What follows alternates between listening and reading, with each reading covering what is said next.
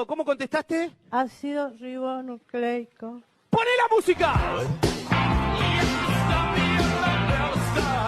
¿Está bien? Perdón. ¿Cómo? ¿Está bien? ¡Poné la música!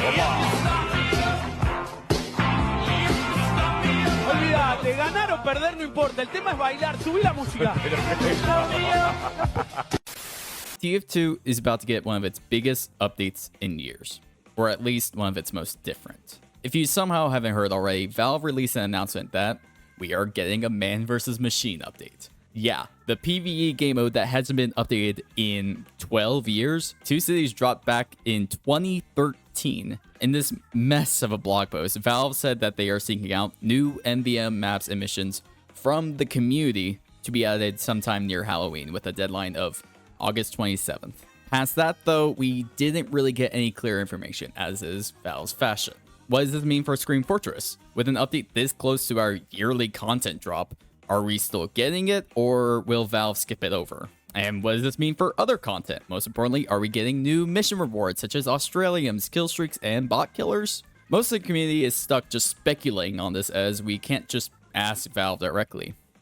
Or can we? As a workshopper for TF2, I've been able to email Eric Smith, the lead employee for this game, several times. So I decided to shoot him an email asking exactly this, thinking he'd probably just ignore it. But surprisingly, he answered. I'm going to link the full email exchange in the description below, but essentially, here's what it said. For the question on whether we are still getting Scream Fortress, Eric did confirm the fact that we are getting it as usual. The MVM update will not interfere with it. Do with that information as you will. I'm personally surprised that we're still getting it, considering how much content we're probably going to be getting in such a short time frame. The second question regarding new rewards is something I'm much more interested in, though. Here's what he said word for word. Unfortunately, I don't have an answer for you about other content. Currently, we're only calling for maps and missions. Again, interpret this information as you will. This email and the announcement are the only information that we have on this new update. So in turn, you should develop your own theories and opinions. However, how I personally interpret this is that it means nothing. From my short exchanges with Eric, he tends to say he does not have an answer when he's just trying to politely and professionally not provide the community any new information. He is not saying yes, he is not saying no about non-map content, just clarifying the information that is already known from the blog post. However, even though he did not give an answer, I'm personally going to operate on the hope that we will receive new MVM rewards for the new maps. Not that I'm saying we will, just that I hope. So that's why, for the past couple weeks, I've been working to push it out myself. That's right, I've been working on expanding the current pool of Australian weapons, which is basically the jackpot of this casino, to include more weapons, such as obvious picks that we should have had from the start, to more obscure outlier weapons. I imagine we will see new Australian weapons because it frankly would be so stupid not to.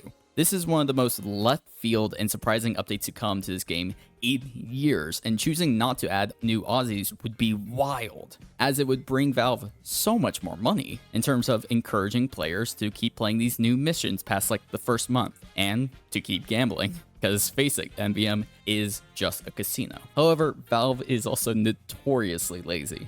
If something takes more than a simple import, they likely won't do it. So, I've been doing it for them. I've been going through and Aussifying weapons, which should hopefully increase our chances of receiving new ones. Now, as I've been posting these, I've had a lot of questions and concerns from you, the community, about this, so I wanted to address them. First of all, will I be receiving money from this? Honestly, I don't know. One of the biggest accusations I've had when starting this was me Aussifying weapons is simply a cash grab. This is admittedly a very fair complaint. I can absolutely see where it comes from. You see that I'm just changing around textures or adding a golden shine, something Valve could just do themselves. But I don't trust Valve to do it themselves. Even though it takes maybe a few hours for each weapon, I don't see Valve putting in the work to do it themselves. I see Valve being much more willing to just import these Australians. Whether I get paid or not, I have absolutely no clue. Typically, whenever you make any new content for TF2 and it gets accepted, such as cosmetics or map, Valve pays you, usually through a small split of key sales from that update. I, for example, make money anytime someone buys a bone-chilling bonanza key off the store, because I got my sapped effect in, But would this translate to community-made Australiums? Again, I have no clue.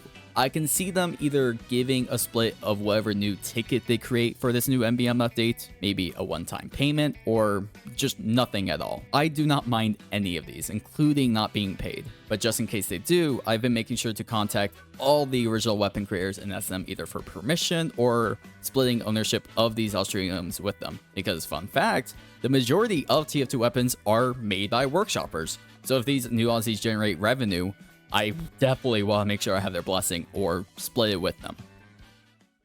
Second, how am I choosing which Australiums to make? Luckily, the ones that I really want to do, such as the shotgun, the pistol, Dragon's Fury, were Valve made.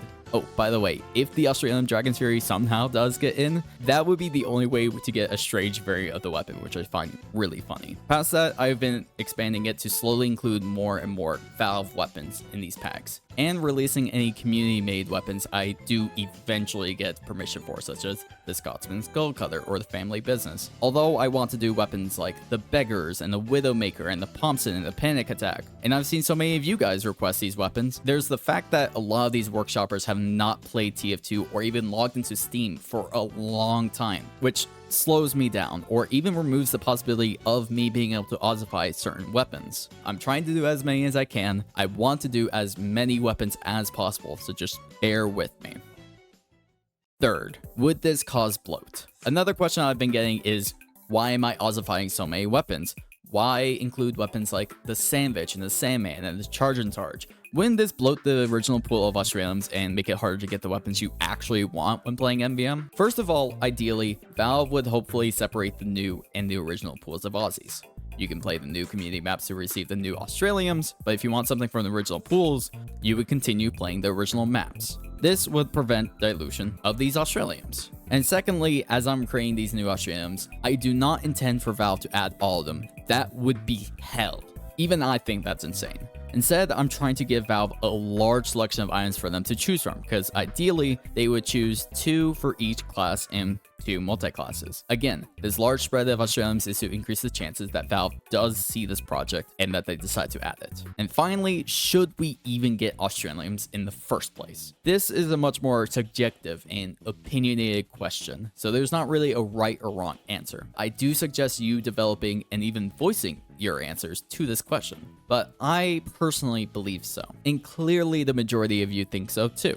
Although I can see and totally understand the argument that bright, shiny guns don't really fit the original aesthetic of TF2, which is a desaturated, grimy, dirty aesthetic.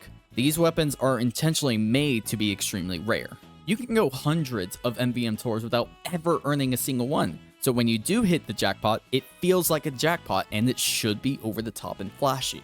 Granted, it can absolutely go overboard. In my opinion, rarity and deviation are directly related. When an item is given out frequently and is not rare at all, that item should be safer, falling in line with TF2's original vision and art style.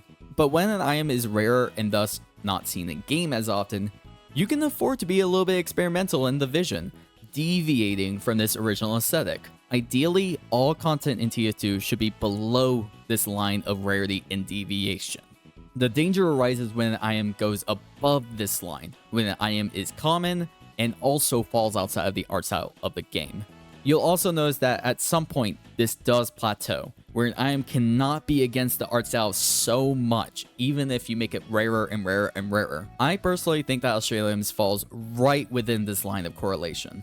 They aren't the original aesthetic of TF2, but they're made rarer to compensate. Plus, I just think they look really cool. That being said, I'm trying to make sure that these new Aussies that I'm making don't go above the line. You'll notice that most of these Australiums do not simply plaster the entire weapon in gold like many Game Banana mods do. I try to limit the gold where I can, while still maintaining enough to be flashy, and also modifying and using other textures to break it up and make it more in line with TF2's aesthetic. So yeah, let me know what you think about all this. Should we get Australiums? What Australiums do you even want to see? What do you want from this MVM update as a whole besides Australiums? What are you having for dinner?